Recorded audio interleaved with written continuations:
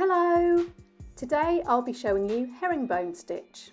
You can use it on a hem, but for me it's most useful when I'm altering a sleeve at the bottom where the lining meets the cuff. And that's because it's useful to have a little bit of play here between the lining and the main fabric. And herringbone stitch has a natural play in it. And what that means is that if an actor's putting their arm into the sleeve, they hopefully won't get too tangled or rip the lining out because it has that ability to move separately. So let's learn how to do it. I'm just going to show you on this piece of scrap fabric the stitch we'll be doing. I'm normally left-handed, but I'm going to try and show you how to do it with my right hand. Ooh. So anchor off your row and then move along and down. And then just stitch through, but you're going away from the direction of travel. So I'm going from left to right along here, but my stitch is going from right to left. It's a bit counterintuitive, but that's how the stitch works. And as I move along, I'm just stitching through each time, and I'm also alternating from top to bottom. Obviously this is a bit messy because I'm left-handed normally. See, that's how much I care about you guys.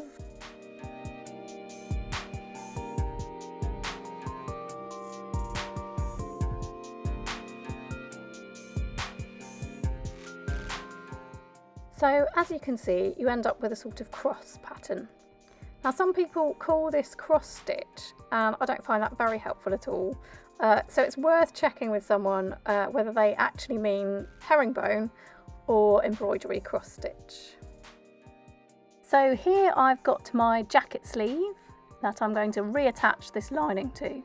So the patterned fabric is the outer and the lining is this plain bit here. I've pinned this a bit lower down than you might expect, and that's because on a sleeve lining you need a little bit of extra so that your arm can move in and out without ripping the stitches out.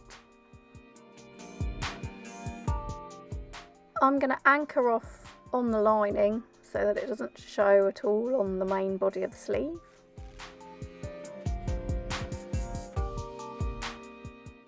And I've got a turn up here on the lining, and this bit's for the sleeve here. And when you're sewing through the lining and the sleeve fabric as well, only go through one layer.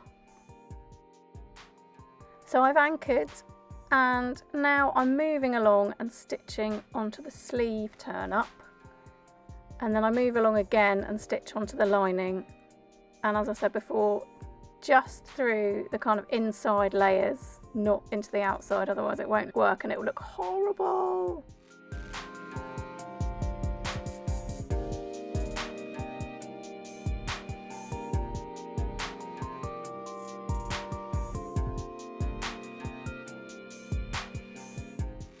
Well, I've finished and I've taken the pins out. And so now you can see how the stitch lets the fabric move back and forth. And by only sewing the turn up, this bit can move up and down nice and easily. I would definitely advise making these stitches a bit smaller.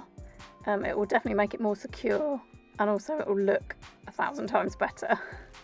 Well, I hope that was helpful, and thank you very much for watching.